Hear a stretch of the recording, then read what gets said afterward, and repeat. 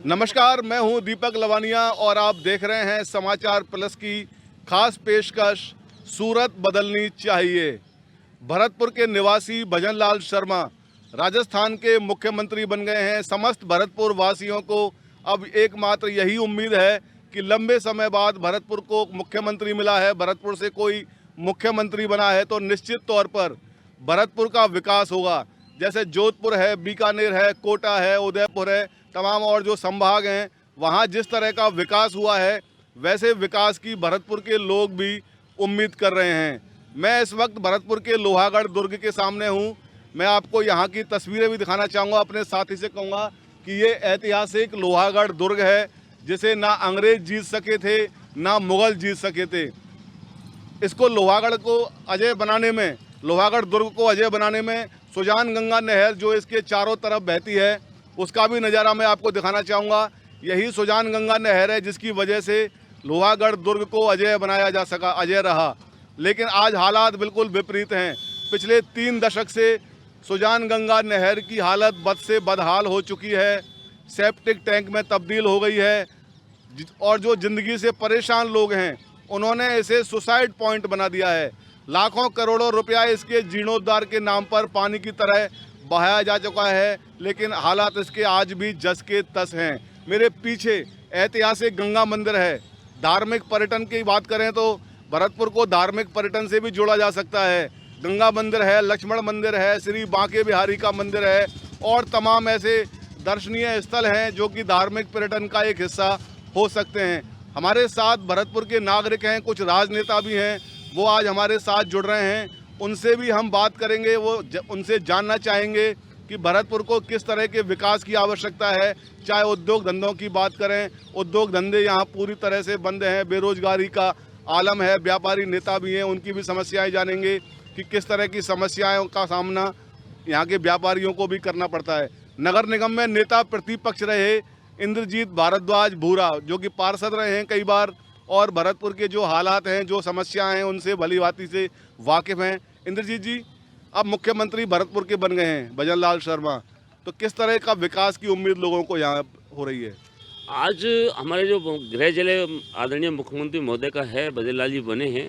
आज जो भरतपुर में जो विकास की सबसे तगड़ी आ रही है, समग्र विकास इसका होना अति आवश्यक है, क्योंकि पिछले आज़ादी से लेकर आज तक जितना पूर्वी राजस्थान में भरतपुर का पिछड़ापन रहा है, उस पिछड़ेपन को समाप्त करने के लिए हमें समग्र विकास करने की आवश्यकता है, जिसमें चाहे औद्योगिक हो, चाहे व्यापारी वर्ग का मामला हो, चाहे केवलावती घने का हो, चाहे सुजान गंगा नहर का मामला हो। ये ऐसी चीज़ें हैं, जैसे सुजान गंगा है, केवलादेव है, ये पर्यटकों को आकर्षित करने वाली एक चीज़ है। मेरा तो इतना सा ही कहना है कि जैसे सुजान गंगा नहर है, सुजान गंगा नहर के अंदर बिहारी जी का मंदिर है, सामने गंगा मंदिर है। ये एक ऐसी विरासत है कि जो ऑल हिंदुस्तान के अंदर कहीं नहीं मिल सकती, जबकि नहर का ऐसा सिस्टम है इस जगह जो ऑल वर्ल्ड के अंदर इस प्रकार की नहर आपको कहीं देखने को नहीं मिलेगी। मैं ये चाहूँगा कि सुजान गंगा, बिहारी जी गंगा मंदिर, लक्ष्मण मंदिर का एक पर्यटक के रूप में कॉरिडोर इस प्रकार का बनाया जाए। इसके लिए प्राधिकरण की स्थापना हो जिससे कि इसका सामूहिक विकास, समग्र विकास इसका हो। जहाँ इंडस्ट्रीज की बात करें, कभी बाबू राजबहादुर जी के समय पर सिमको थी, GW थी, डालमिया थी, पर्पल पॉटरी थी, लेकिन आज इस उद्योग धंधे को समाप्त होने के पीछे जो कारण है, एक तो सबसे तगड़ा नया उद्योग लगने का कारण है NCR और TTZ। NCR भरतपुर देखिए आप, मथुरा NCR में नहीं है लेकिन भरतपुर का NCR में जोड़ दिया। TTZ की सीमा 45 किलोमीटर है या 79 किलोमीटर, 79 किलोमीटर पर मतलब TTZ लागू हो रहा है। तो इस प्रकार की समस्याएं जो राजस्थान सरकार से लेवल से तय हो सकती हैं। NCR है, TTZ है, NCR के लिए राज्य सरकार से प्रस्ताव राष्ट्रीय राजधानी क्षेत्र जो दिल्ली के अंदर उनका ऑफिस है उसकी बोर्ड के अंदर जाएगा। ये NCR से हटना चाहिए, क्योंकि NCR जब तक रहेगा यहाँ उद्योग धंधों को पर्यावरण प्रदूषण विभाग है जो है वो इनको NOC देने में अड़चन लगाता है। इसलिए और तीसरी बात, अगर यहाँ का औद्योगिक विकास करना है तो हमें नेशनल हाईवे पर 79 किलोमीटर के बाद डेहरा मोड़ के आसपास हमें एक नया रिको क्षेत्र हमें डेवलप करने की आवश्यकता है।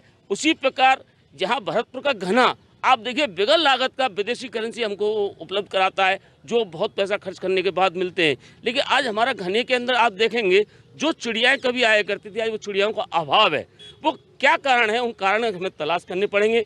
एक पानी की जो समस्या हमारी ERCP योजना है, यमुना जल का है, यमुना जल का काम रुका पड़ा हुआ है। यमुना जल का काम जो समझौते का पानी आना है, उसके पीछे भी एनसीआर है। क्योंकि एनसीआर की वजह से सुप्रीम कोर्ट ने आदेश दिया है कि जो पेड़ कटेंगे उन पेड़ के 4 गुने पेड़ जब तक नहीं लगेंगे, जब तक आपकी यमुना की जो भरतपुर फीडर की नहर है उसकी खुदाई नहीं होगी। इसी प्रकार ईआरसीपी मैं धन्यवाद देना चाहता हूँ राजस्थान सरकार को, केंद्र सरकार को, कि पूर्व राजस्थान की जो ईस्टर्न कैनाल है उसके लिए वो प्रयास कर रहे हैं, वो तैयार हो रहा है। लेकिन मैं उनसे एक सुझाव और देना चाहता हूँ कि ईआरसीपी के अंदर हमारा अजान वन, अजान लोअर, अजान अपर और सीकरी बांध, इनको बंदवारहटा इनको जोड़ा गया है, लेकिन लालपुर का बांध नहीं जोड़ा है, भटावली का बांध नहीं जोड़ा है, न बाणगंगा को जोड़ा है, न गंभीर को जोड़ा है।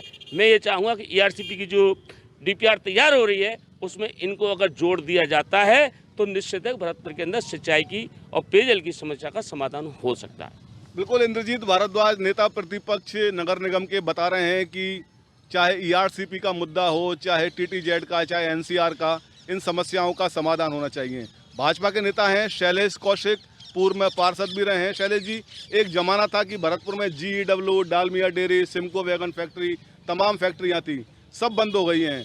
उद्योग धंधे पूरी तरह से चौपट हो गए हैं, बेरोजगारी का आलम हो गया है और बेरोजगारी बढ़ी है तो अपराध भी एक साथ यहाँ उसका ग्राफ अप हुआ है। पिछले दिनों आपने देखा होगा किस तरह की घटनाएं यहाँ हुई हैं। इसको लेकर क्या उम्मीद है कि भरतपुर का ये जो समस्या है इनका समापन हो पाएगा? देखिए, निश्चित रूप से दीपक जी, किसी भी ज़िले के विकास के लिए, किसी भी क्षेत्र के विकास के लिए रोज़गार बहुत बड़ी उपलब्धि होती है, रोज़गार की बहुत बड़ी आवश्यकता होती है। जब बेरोजगारी होती है तो कहीं ना कहीं क्राइम बढ़ता है।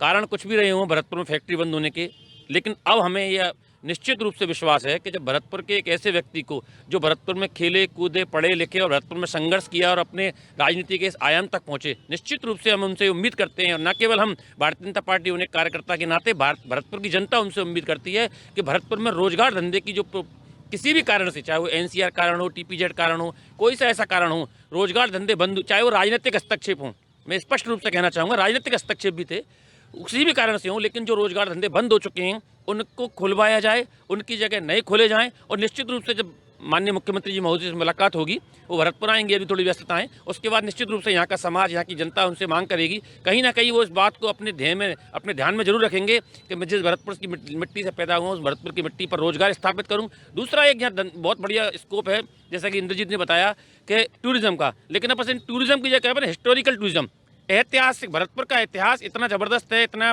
गौरवशाली है, जिसके लिए हर जनता है अपने आप को गौरवान्वित महसूस करती है। आप देख लीजिए, वेयर का सफ़ेद महल हो, कामा में हो, कामन हो, डीग के महल हो, डीग में फुब्बारे हों, खानुआ में किला हो, खानुआ में राणा सांगा का, तो एक अगर सही तरीके से अगर इसको अपन टूरिज्म को केवलादेव और सुजान गंगा और भरतपुर के महलों को छोड़ करें तो निश्चित रूप से जयपुर से दिल्ली और आगरा के बीच जो पर्यटक घूमता है 1 या 2 दिन का स्टे, जो अभी केवल चंद घंटे घूम के चला जाता है, वो यहाँ करेगा। तो उस टूरिस्ट के आने से या हर क्षेत्र में व्यापार में भी उन्नति होगी, टूरिस्ट में भी उन्नति होगी, ट्रांसपोर्ट भी मिलेगा, होटल्स व्यवसाय भी चलेगा। तो ये टूरिस्ट और एक ये अपना क्या नाम है इसका रोजगार, एक निश्चित रूप से मुख्यमंत्री महोदय से विशेष मांग की जाएगी जब आएंगे कि यहाँ एक एजुकेशनल हब बनाया जाए, जैसे सीकर, कोटा, इस तरीके से यहाँ आराम से हम एक सब एनसीआर और सब उसमें आते हैं, तो अगर एजुकेशन हब बनाया तो भरतपुर के विद्यार्थियों को निश्चित रूप से फायदा मिलेगा और व्यापार बहुत बढ़ेगा भरतपुर में उस दृष्टि से।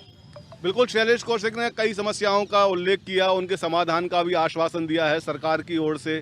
एक बड़ी बात कही है, एजुकेशन हब बनना चाहिए। भरतपुर के पास में नदवई कस्बा है, वो एक तरीके से भरतपुर का कोटा, उसको कोटा माना जाता है शिक्षा के मामले में, उसको डेवलप करने की आवश्यकता है। हमारे साथ व्यापार महासंघ के महामंत्री हैं नरेंद्र गोयल, ये लंबे समय से आंदोलन कर रहे हैं, नहर को लेकर भी इन्होंने आंदोलन किया है, कई बड़े आंदोलनों का हिस्सा रहे हैं। नरेंद्र जी, व्यापारियों की भी बहुत सारी समस्याएं हैं, किस तरह की समस्याएं और क्या उम्मीद है कि उनका समाधान अब हो पाएगा? सबसे पहले तो मैं आपको बहुत बहुत धन्यवाद देता हूं कि आपने सरकार बनने के बाद में एक पॉजिटिवली सोच कि क्या भरतपुर के विकास के लिए संभव है, उस पर आपने विचार करने का मौका, और हमारे युवा, और वास्तव में शैलेश जी ने कहा भरतपुर में उनका पूरा जीवन जो है वो निकला है, उनको एक एक बात का पता है। मेरा तो सबसे पहले निवेदन यही है कि हम 4 सूत्रीय मांगों को लेकर के माननीय मुख्यमंत्री जी का अभी हमारे पास संदेश आया था, पर लेट आया था तो हम मुलाकात नहीं हुई, अब हम फिर दोबारा से समय ले रहे हैं और उनसे मिलेंगे। हमारा 4 सूत्रीय मांग पत्र भरतपुर के समग्र विकास के लिए, पहला सबसे पहले भरतपुर में एक बहुत बड़ा, क्योंकि आज हमारे भरतपुर के लिए एक बहुत बड़ी उपलब्धि है, इसको हम छोटी उपलब्धि नहीं मान सकते। जगन्नाथ जी पहाड़िया की बात अलग है, बाकी भरतपुर से पहली दफ़े हमको एक युवा और बहुत ही ग्रोथ वाले मुख्यमंत्री मिले हैं। और निश्चित रूप से यहाँ पर भरतपुर में एक बहुत बड़ा उद्योग, जिसमें जिस तरह से अभी तमिलनाडु में स्कूटर बनाने की फैक्ट्री खुली है, इसी तरह से करोड़ों रुपए की लागत से यहाँ पर एक बहुत बड़ा उद्योग हम भरतपुर में लगे। उसके लिए एनसीआर और जो एक समस्या है उसको निश्चित रूप से हमने बात करी है और सरकार इसमें जागरूक है और डबल इंजन की सरकार है और एनसीआर को भरतपुर से ख़त्म करके और यहाँ पर एक बहुत बड़ा उद्योग जो है भरतपुर में विकसित किया जाए।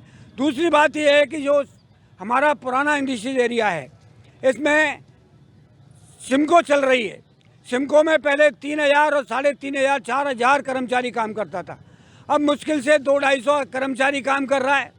अब टीटागढ़ वाले ने ये फैक्ट्री ले ली है, वो टीटागढ़ में इस काम को करा रहा है।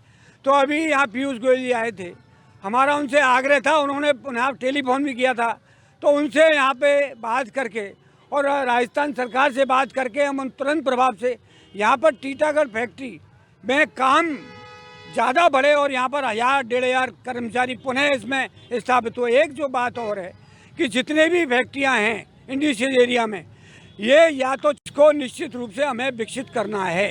इसके लिए हमें सबसे पहले सरकार से आग्रह करना है कि जो काम करना चाहता है उसको तो आप ज़मीन को दो, और नहीं तो उसको वापस ले लो और दूसरे को दो और दूसरों को दो और दूसरों को फैक्ट्री चालू करवाएं। ये हमारा सबसे पहला एक हमारा भरतपुर में सबसे बड़ा जो विषय चल रहा है तेल उद्योग का है। हमारा राजस्थान में तेल उद्योग बहुत बड़ा उद्योग है, इसमें भी बीच में थोड़ी सी रुकावट आई है, उसको दूर करने के लिए भी हम राजस्थान सरकार के माननीय मुख्यमंत्री जी से बात करेंगे। एक जो चौथा विषय है इन सारी चीज़ों को लेकर, क्योंकि बेरोजगारी जो है एक बहुत बड़ा मुद्दा है। अगर भरतपुर में विकास होगा, अभी मेरे शैली भाई ने कहा ये बिल्कुल सही है, यहाँ पर एक शिक्षा का बहुत बड़ा हब और चिकित्सा का बहुत बड़ा हब बनाया जा सकता है। इन चारों बिंदुओं को लेकर के माननीय मुख्यमंत्री जी से हम विस्तार से हम अभी एक नई पहल कर रहे हैं। आप लोगों का हमें सहयोग चाहिएगा।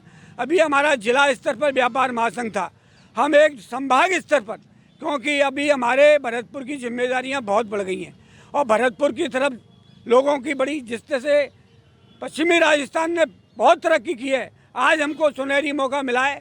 हमारे मुख्यमंत्री हैं और एक युवा मुख्यमंत्री हैं, डबल इंजन की सरकार है, इसलिए हम भरतपुर में जितना हो सकता है, अगर हम व्यापारी मेल को सब लोग मिल करके हम जितना हो सकता है अधिक से अधिक प्रयास करके भरतपुर के विकास के लिए, यहाँ की भरतपुर की बेरोजगारी को पूरी तरीके से समाप्त करवाने के लिए हम व्यापारियों का एक संभाग स्तर पर संगठन बहुत जल्दी खड़ा कर रहे हैं। उसमें हम सारे लोगों को मिल करके और सारे जिलों को मिला करके बहुत जल्दी एक बहुत बड़ी मीटिंग स्थानीय स्तर पर करेंगे। और माननीय मुख्यमंत्री महोदय ने भी कहा है कि आप आ जाओ। माननीय मैडम जी अभी बालाजी में ऑटोमोबाइल यूनियन का एक बहुत बड़ा कार्यक्रम हुआ था, उसमें पधारे थे, उन्होंने कहा था कि आप आइए, माननीय मुख्यमंत्री जी से मैं आपकी बात कराऊंगा और आपकी जो जो समस्याएं भरतपुर के विकास के लिए क्या संभव हो सकता है उसके लिए हम प्रयास करेंगे। और मुझे आशा है, माननीय भजनलाल जी से आशा है, अभी नरेंद्र मोदी जी ने भी कहा है कि आप काम करिए और काम से ही पार्टी को विजय मिलेगी। और उन्होंने जो संदेश जिस तरीके से दिया है, हमारे स्थानीय विधायक भी बहुत अच्छे हैं, उन सबको लेकर के हम भरतपुर के विकास के लिए, भरतपुर के उद्योग के लिए, भरतपुर के व्यापार के लिए, भरतपुर के बेरोजगारी के लिए जितना संभव होगा, आप सब लोगों के प्रयास से, आप लोगों के सहयोग से आपने जो पहल करी है, निश्चित रूप से माननीय भजनलाल जी तक बात पहुंचेगी और वो हमें शीघ्र बुलाएंगे और व्यापारी से बात करेंगे और भरतपुर के विकास के आगे की राह खुलेगी, ये मेरा विश्वास है। बिल्कुल व्यापारी नेता हैं नरेंद्र गोयल, जो उम्मीद जता रहे हैं कि बिल्कुल निश्चित तौर पर जब भरतपुर के मुख्यमंत्री बने हैं भजनलाल शर्मा, तो भरतपुर का विकास अब ज़्यादा दूर नहीं है। हम बात कर रहे थे भरतपुर के विकास को लेकर, हमारे साथ भरतपुर के तमाम नागरिक भी हैं, उनसे भी हम जानने की कोशिश करते हैं कि मुख्यमंत्री जब भरतपुर के बने हैं तो भरतपुर में किस तरह के विकास की वो उम्मीद करते हैं। राकेश मित्तल हैं, व्यापारी भी हैं, सामाजिक संगठन भी चलाते हैं, उनसे जानने की कोशिश करते हैं। राकेश जी, मुख्यमंत्री बन गए भरतपुर के, अब किस तरह का विकास होगा? धन्यवाद दीपक जी, मैं तो इतना गौरवान्वित हूँ कि भरतपुर में हमारे बीच के ही वहाँ मुख्यमंत्री बने हैं। और इतने गौरव की बात है कि जो सीएम बने हैं राजस्थान के, वो काफ़ी लोगों को भरतपुर के नाम से जानते हैं, उसमें मैं भी हूँ, मुझे भी नाम से जानते हैं वो। ये तो सबसे गौरव की बात है। भरतपुर की बात करें तो ये एक सीनियर सिटीजन सिटी डेवलप होती जा रही है। या ना तो रोज़गार है, ना अभी चिकित्सा है, ना एजुकेशन है। हम लोगों को बड़ा दुख होता है कि हम यहाँ अकेले रहते हैं, हमारे बच्चे बाहर पढ़ रहे हैं क्योंकि मजबूर हैं, क्योंकि भरतपुर में कुछ है नहीं। अगर पढ़ भी लें तो यहाँ रोज़गार नहीं है, वो फिर बाहर चले जाते हैं। तो ये एक तरीके से सीनियर सिटीजन सिटी होता जा रहा है।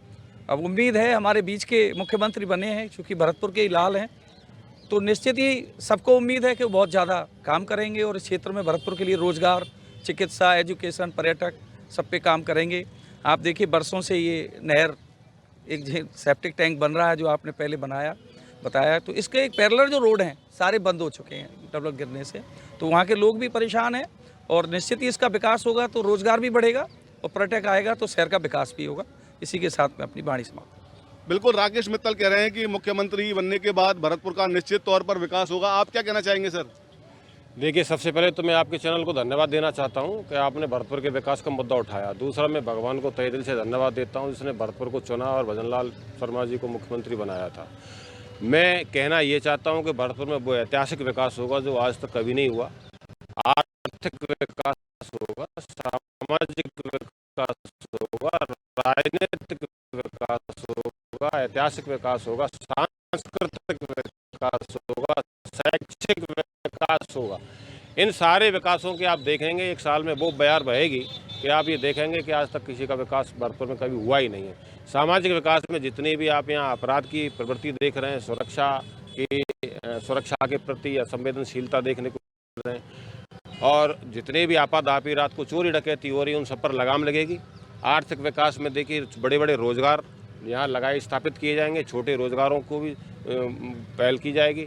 और ऐतिहासिक विकास में जितने भी सांस्कृतिक, सामाजिक, पर्यटन स्थल हैं उनकी सुरक्षा की जाएगी, उनकी मरम्मत की जाएगी, उनको पर्यटन के लिए अच्छी तरह खोला जाएगा, उनको मुकाम, एक ऐतिहासिक मुकाम हासिल किया जाएगा। उसके लिए शैक्षिक विकास में भरतपुर में वो शैक्षिक व्यवस्था होगी जो आज तक नहीं हुई कभी। कोटा को हमें पूरी उम्मीद है, कोटा को हम पीछे छोड़ सकते हैं, उस प्रकार का हब बनाया जाएगा। यहाँ पर वो व्यवस्थाएं की जाएंगी कि हमारे यहाँ की जो प्रतिभा हैं वो कहीं पलायन नहीं करेंगी भरतपुर से। मैं पूरा ये उम्मीद करता हूँ, और उम्मीद ही नहीं पूरा आशा है, और ये कार्यक्रम होगा, पूरा भरतपुर में विकास होगा। सामाजिक विकास में देखिए आप, जो भी सुरक्षा की भावना वो पैदा होगी पूरी तरह। हर व्यक्ति, महिला, पुरुष, वृद्ध सब दिन में रात में पूरी तरह निसंकोच से भ्रमण करेगा। राजनीतिक विकास भी होगा। अब तक जितनी भी गुटबाजियाँ हुई हैं, राजनीतिक पार्टी अपनी कमज़ोर हुई है, दूसरे पार्टियों से वैमनस्यता की भावना रही है, उस पर लगाम लगेगी और एक नया आयाम, नई मिसाल मिलेगी भरतपुर को कि यहाँ एक राजनीतिक नई पहल प्रारंभ होगी भजनलाल जी के नेतृत्व में, कि सारी गुटबाजी खत्म। बिल्कुल, किसी तरह की गुटबाजी नहीं रहेगी। मुख्यमंत्री जब भरतपुर के बन गए हैं, राजनीतिक जो गुटबाजी है जो हमेशा दिखाई देती थी, जिसकी वजह से विकास में बाधा होती थी, वो बाधा अब सामने नहीं आएगी। इस तरह की बात कह रहे हैं। भाई, आप क्या कहना चाहेंगे? मुख्यमंत्री भरतपुर के हैं, भरतपुर का विकास कैसा होना चाहिए? देखिए सर, एक समय हुआ करता था जब भारत का एक प्रसिद्ध शहर गुड़गांव भी भरतपुर रियासत के अंदर आया करता था। तो मैं ये कहना चाहूँगा कि कम से कम गुड़गांव से ज़्यादा नहीं तो हम पीछे भी नहीं रहने चाहिए। और भरतपुर का तो इतिहास ही बड़ा ही गौरवशाली रहा है, तो हम अच्छे अच्छे शहरों को टक्कर दे सकते हैं। दिल्ली भी हमने जीती है, तो कम से कम इनसे पीछे नहीं, इनसे आगे नहीं तो इनसे पीछे हम नहीं रहें। जिस प्रकार से मोहनलाल सुखाड़िया जी ने उदयपुर का विकास किया, अशोक गहलोत जी ने जोधपुर का किया, और भी हम कई मंत्रियों को, ताकतवर मंत्रियों को उठा के देखें तो शांति धारीवाल जी ने कोटा किया। उसी प्रकार भजनलाल जी से भी हम ये उम्मीद करते हैं कि वो कम से कम भरतपुर को बहुत ही अच्छा एक चमन बना दें, जिससे उनका नाम अजय। बहुत अच्छी बात कही है। जो पूर्व में मुख्यमंत्री रहे हैं उन्होंने अपने अपने इलाकों का समुचित विकास किया है, तो बिल्कुल जब भजनलाल शर्मा भरतपुर के मुख्यमंत्री बने हैं तो भरतपुर का भी निश्चित तौर पर विकास होना चाहिए। आप क्या कहना चाहेंगे सर? बहुत बहुत धन्यवाद मुदगल जी, आपने ये जो पहल की है बहुत अच्छी पहल की है। हमें बहुत खुशी है, बहुत गौरवान्वित है कि आज हमारे मुख्यमंत्री यहाँ के निजी जिले, निजी गांव, एक किसान का बेटा और मुख्यमंत्री चुना गया। बहुत ही खुशी है। मैं मुख्यमंत्री महोदय से यही कहना चाहूँगा, हमारे यहाँ आर्थिक, सामाजिक, राजनीतिक सभी दलों से मैं एक सलाह और बात कहना चाहूँगा, आप इकट्ठा होकर के और वहाँ जा कर के आप अपने एक सलाह दें कि हमारे यहाँ कौन कौन सी कमी है, हमारे यहाँ चिकित्सा की भी कमी है, और जितने भी बेरोजगारी भी बढ़ रही है किस कारणों से। आज तेल मिलें देखो उनका भी घोटाला होने जा रहा है, उनका जितना भी बिजली विभाग है उसका भी मतलब वो नहीं भर पा रहे हैं। तो यहाँ की जो हमारी कार्यशैली है, जो हमारी फैक्ट्री है, हमारे जितने भी फैक्ट्री वगैरह वो सब उन पर नाश हो रहा है। तो हम मुख्यमंत्री से ये आस करेंगे तो ये संगठन सब जा कर के वहाँ पर अपने सलाह दें और अपने विकास के लिए ये बात कहें जो हमारा विकास हमारे भरतपुर का हो सके। इन्हीं बिल्कुल मुख्यमंत्री भजनलाल शर्मा भी भरतपुर की जो समस्याएं हैं उनसे भली भांति वाकिफ़ हैं। वो समझते हैं कि भरतपुर की जो समस्याएं हैं उनका समाधान होना चाहिए और निश्चित तौर पर होगा भी। लोगों को इस तरह की उम्मीद भी है, जिनसे भी हमारी बात हुई है, जितने भी लोगों से बात हुई है, सबका यही कहना है कि निश्चित तौर पर भरतपुर का विकास होगा। व्यापारी नेता हैं विपुल शर्मा। विपुल जी, मुख्यमंत्री बने हैं भरतपुर के, किस तरह की उम्मीद है विकास की? मैन भरतपुर में उम्मीदें काफ़ी सारी हैं। भरतपुर में जो उम्मीद सबसे ज़्यादा करी जा रही है वो ये है कि आर्थिक रूप से यहाँ का कुछ विकास इस तरीके से होना चाहिए, क्योंकि यहाँ आर्थिक रूप से अभी बहुत पिछड़ा हुआ है भरतपुर, और उसमें जो संभावना है कि भरतपुर को एनसीआर से बाहर निकाला जाए, टीटीजेड से बाहर निकाला जाए, ताकि यहाँ पे एक औद्योगिक नया एक क्षेत्र का विकास हो सके। दूसरा जो सबसे बड़ी संभावना है भरतपुर में पर्यटन के हिसाब से यहाँ पे थोड़ा डेवलप करना चाहिए। जैसे कि एक फॉर एग्जांपल जैसे उज्जैन में एक कॉरिडोर बनाया है, बनारस में कॉरिडोर बनाया है, इसी तरीके से एक पर्यटन का जो यहाँ नहर की लेके एक बड़ी समस्या रही है, तो यहाँ एक बिहारी जी का भी काफ़ी ज़्यादा यहाँ महत्व है। तो यहाँ पे जो नहर के चारों तरफ एक अलग तरीके से एक कॉरिडोर बनाना चाहिए। जैसे उज्जैन में वो कॉरिडोर में अलग अलग मूर्तियाँ लगाई हैं, तो एक वो टूरिज़्म के हिसाब से एक नई तरीके से डेवलप होगा, तो उससे निश्चित रूप से शहर में कहीं ना कहीं आर्थिक का विकास होगा। तो बिल्कुल ये हमारे साथ थे भरतपुर के व्यापारी, भरतपुर के राजनेता, भरतपुर के नागरिक, जो कह रहे हैं कि भजनलाल शर्मा भरतपुर के निवासी मुख्यमंत्री बने हैं तो निश्चित तौर पर भरतपुर का विकास होगा। चाहे उद्योग धंधों की बात हो, चाहे पर्यटन की बात हो, चाहे शिक्षा की बात हो, चाहे स्वास्थ्य की बात हो, सभी क्षेत्रों में भरतपुर जो पिछड़ा हुआ था वो अब इन सभी क्षेत्रों में अग्रणी होगा। मेरे सहयोगी मनीष के साथ मैं दीपक लवानिया, समाचार प्लस, भरतपुर।